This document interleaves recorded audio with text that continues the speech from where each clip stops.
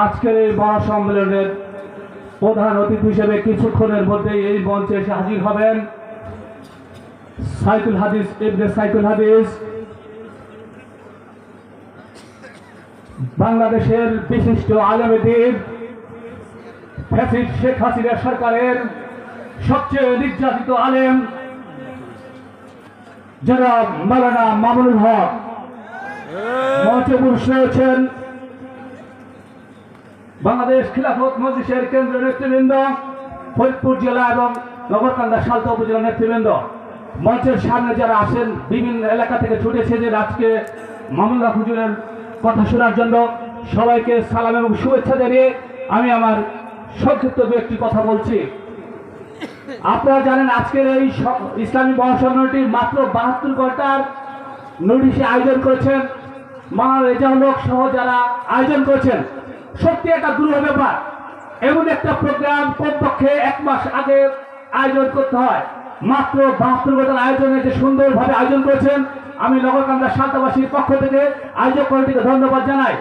আর মামুনুল হক হুজুর সম্পর্কে বলতে গেলে আমি শুরুতেই বলেছি, বাংলাদেশের এই ফ্যাসিস্ট সরকারের আমলে সবচেয়ে নির্যাতিত ব্যক্তি শেখ হাসিনা বুঝতে পেরেছিল মাওলানা মামুনুল হক যদি বাইরে থাকে, সে এভাবে যদি সমাবেশ করে তাহলে ফ্যাসিস্ট হাসিনা ক্ষমতায় থাকতে পারবে না। মাত্র একটা কারণে মিথ্যা মামলা দিয়ে মাওলানা মামুনুল হককে কারাগারে পাঠিয়েছিল, কিন্তু শেখ হাসিনা বুঝতে পারেনি মিথ্যা মামুনুল হকের চেয়ে কারাগারের মামুনুল হক অনেক বেশি শক্তিশালী। মামুনুল হককে যখন কারাগারে নেওয়া হতো, তাকে যে জুলুম নির্যাতন করেছে সেই ছবি দেখে বাংলাদেশের কোটি কোটি মানুষ মামুনুলের পর্যন্ত কেঁদেছে।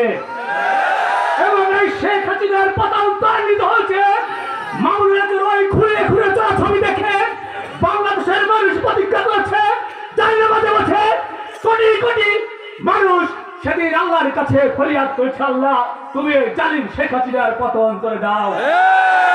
কোটি মানুষ ফরিয়াদ আল্লাহ শুনেছে। ছাত্র জনতার আন্দোলনের মুখে এই খুনি হাসিনা ফ্যাসিস্ট হাসিনা বিদায় নিয়েছে, খুনি হাসিনা বিদায় নিয়েছে, কিন্তু তার দোসররা ডাকতে বেড়ে রয়েছে কিন্তু আমাদের এই সমাজের আশেপাশে। তারা যে কোনো ভাবে সবাই মারতে পারে। আপনারা সবাই ঐক্যবদ্ধভাবে সজাগ থাকবেন। শেখ হাসিনার কোন দোসর কোন এলাকায় কোন পাড়া মহল্লায় যেন মাথা উঁচু করে কথা না বলতে পারে। ওরা কিন্তু খরচ পাল্টে এখন বিএনপির মধ্যে, জামাতের মধ্যে, খেলাফত মজলিসের মধ্যে ঢুকতে চাচ্ছে। আওয়ামী লীগের কোন দোসরকে, শেখ হাসিনার কোন দোসরকে আপনারা কোথাও জায়গা দিবেন না।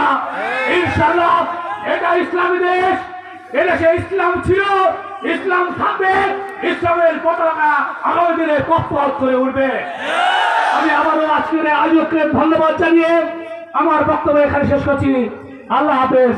বাংলাদেশ জিন্দাবাদ। সবাইকে ধন্যবাদ।